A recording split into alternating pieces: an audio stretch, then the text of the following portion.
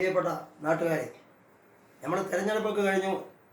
നിയമസഭാ തെരഞ്ഞെടുപ്പ് ഒരു ഹിതപരിശോധനയിൽ ഒരു 42,000-43,000 വോട്ട് പിടിച്ചാൽ ഇവിടെ ഒരു 500 വോട്ടിന് ജയിക്കാം. അത് ഇടതുപക്ഷമായിക്കോട്ടെ, ഞാനായിക്കോട്ടെ, കോൺഗ്രസ് ആയിക്കോട്ടെ. എനിക്കൊരു 43,000 വോട്ട് കിട്ടാനുള്ള സാധ്യത ഇവിടെ തെളിഞ്ഞു വരുന്നുണ്ട്. 16,000 വോട്ട് നമ്മാറിയിൽ എന്ത് തന്നെയായാലും ഉണ്ട് എന്നുള്ളത് ഇപ്പം ഞാൻ ഓരോ വീട് സന്ദർശിക്കുമ്പോൾ എനിക്ക് ഒരു അത്ഭുതമാണ് തോന്നുന്നത്. അതുണ്ട്.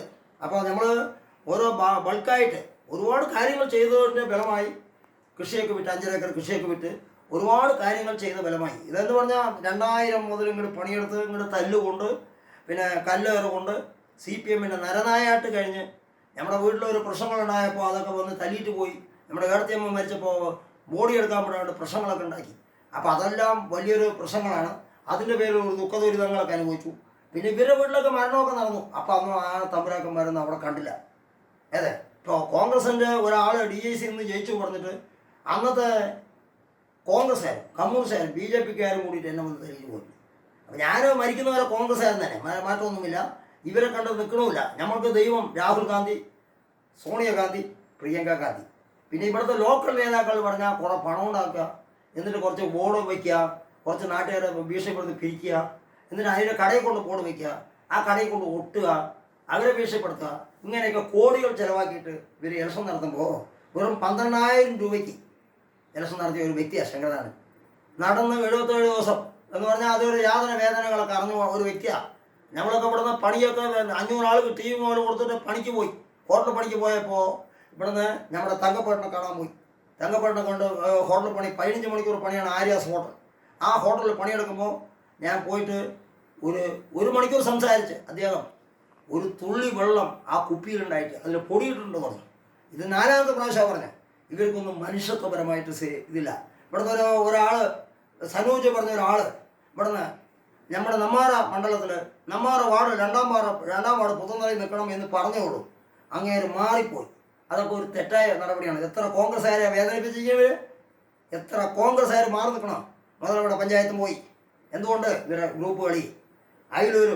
അയിലൂര് ഈ അബ്ബാസ് പറഞ്ഞ ഒരാൾ ആ മഹാൻ എന്ത് ചെയ്ത് ഒരു സ്ഥാനാർത്ഥി ഇട്ടു. ആകെ കിട്ടിയത് 66 വോട്ട്. ഈ ചന്ദ്രേട്ടന് വല്ല കാര്യം ഉണ്ട് അവിടെ പോയി നിൽക്കാൻ? ജോഷി അവിടെ പണിയെടുത്തു. ജോഷി ഇപ്പോൾ തങ്കപ്പേട്ടൻ്റെ സ്വന്തം ആളാണ്.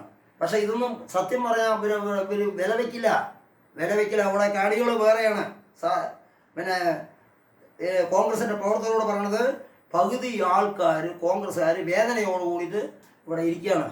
നിങ്ങൾ group A group I group പറയുമ്പോൾ ഈ I ഗ്രൂപ്പ് A ഗ്രൂപ്പൊക്കെ നിങ്ങൾക്ക് തോന്നിയമാതിരി എടുത്തിട്ട് തോന്നുന്ന പ്രാസം കാണിക്കില്ലേ? ഇവരൊക്കെ ചങ്ക് കൊള്ളുന്ന പരിപാടിയാണ്. ഇതൊക്കെ അവസാനിപ്പിച്ച് കോൺഗ്രസ് എന്ന് പറഞ്ഞ് നടക്കാതിരുന്നാൽ നിങ്ങൾക്ക് ബുദ്ധിമുട്ട് തന്നെയാണ്. സ്വതന്ത്ര സ്ഥാനാർത്ഥിയൊക്കെ ഇനി ഒരുപാട് പൊട്ടിത്തെറിക്കും. അതിനൊന്നും നിൽക്കണ്ട. പിന്നെ തങ്കപ്പൻ വലിയ ആളായി, ജില്ലാ പ്രസിഡന്റ്, അയാൾക്ക് MLA വേണം. ഇനി എന്തൊക്കെ വേണം ഇവർക്ക് സൗകര്യങ്ങൾ? ഇതൊക്കെ കണ്ടോ? 12,000 രൂപയ്ക്ക് ഇലക്ഷൻ കഴിഞ്ഞു. 1,500 രൂപ കെട്ടും മുളയ്ക്കും. ആ കെട്ടിയതിന് ഒരു വരി എഴുതിയിട്ടില്ല അവിടെ. മനോരമാതൃഭൂമി ഇവരെ ചോൽപ്പടിക്ക് നിൽക്കണം. ഈ CPMൻ്റെയും പിന്നെ കോൺഗ്രസ്സുകാരുടെയും BJPക്കാരുടെയും ചോൽപ്പടിക്കാണ് അവർ നിൽക്കണം. നമ്മുടെ ഒരു കടുക് മണിക്ക് വന്നിട്ടില്ല. കാരണം അന്ന് ഞാനന്ന് 2005 കയ്യിനി അരിവാളിനെയും BJPനെയും തോൽപ്പിച്ചു. എന്നിട്ടാണ് TV ജയിക്കുന്നത്. അപ്പോൾ പ്രേമനെ തോൽപ്പിച്ച ആൾക്ക് വിലയില്ല. പത്രക്കാർ മാതൃഭൂമി മനോരമയൊക്കെ ഒരു PR വർക്കാണ്. അവരൊന്നും നമ്മൾ കാടടച്ച് അധിക്ഷേപിക്കല്ല. ഇവരൊക്കെ കാണിക്കുന്നത് ധിക്കാരപരമായ സമീപനം ശരിയല്ല. പിന്നെ സ്വതന്ത്ര സ്ഥാനാർത്ഥി എന്ന് പറഞ്ഞിട്ടാണ് ഇവർ കളിയാക്കണം. സ്വതന്ത്ര സ്ഥാനാർത്ഥിക്കും വിലയുണ്ട് സാറേ, ഇനിയും വിലയുണ്ടാവും, പേടിക്കണ്ട. അത് 1ാം സ്ഥാനത്ത് വന്നാലും ശരി, 2ാം സ്ഥാനത്ത് വന്നാലും ശരി, 3ാം സ്ഥാനത്ത് വന്നാലും. അതുകൊണ്ട് ഈ പരിപാടിയൊക്കെ നിർത്തി കോൺഗ്രസ് എന്ന് പറഞ്ഞ് നിങ്ങൾ നടക്കുകയാണെങ്കിൽ സത്യസന്ധമായി എല്ലാ പ്രവർത്തകരെയും ചേർത്ത് പിടിക്കണം. അതിന് പകരം നിങ്ങൾ വിഭജിച്ച് നിർത്തിയാൽ നിങ്ങളുടെ കാര്യം നടന്നു എന്ന് പറഞ്ഞാൽ നിങ്ങൾക്ക് ബുദ്ധിമുട്ട് തന്നെയാണ് നാളെ മുതൽ. അതുകൊണ്ട് നിർത്തുന്നു. ഇതെല്ലാം കണ്ട് ലൈക്ക് അടിച്ച് ഷെയർ ചെയ്ത് പരിപാടി വിജയിപ്പിക്കുന്നതിനുള്ള നടപടി സ്വീകരിക്കണമെന്ന് വിനയപുരസരം അഭ്യർത്ഥിക്കുന്നു. ഫേസ്ബുക്ക്, ഇൻസ്റ്റാഗ്രാം, യൂട്യൂബ് എല്ലാം ഉണ്ട്. ഇതൊക്കെ ലൈക്ക് അടിച്ച് ഷെയർ ചെയ്യുക, എല്ലാവരും പരമാവധി എത്തിക്കുക എന്ന് പറഞ്ഞുകൊണ്ട് നിർത്തുന്നു. ജയ് ഹിന്ദ്.